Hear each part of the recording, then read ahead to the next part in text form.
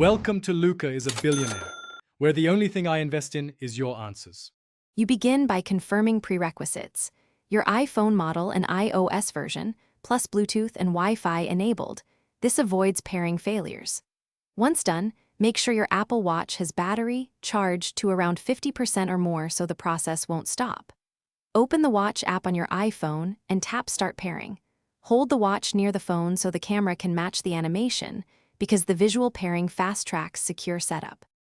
You'll now pair and configure. Point your iPhone camera at the watch animation or enter the code shown. This creates the encrypted link. Next, pick your wrist, language, and enable location, Siri, and Apple ID. These let features like maps and notifications work.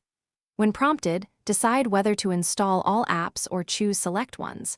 Choosing selectively speeds setup and reduces clutter. Make sure health and fitness permissions are set so activity. Finish by creating a watch passcode, setting up Apple Pay if desired, and customizing your watch face and complications. These choices affect quick access and privacy. Then let the watch sync, and if an update is prompted, install it. Syncing and updates can take 10 to 30 minutes. If anything goes wrong, restart both the iPhone and the watch, confirm Bluetooth is on, and retry pairing. This simple restart resolves most connection and sync issues quickly. Thanks for watching and please subscribe. It's the best investment you'll ever make.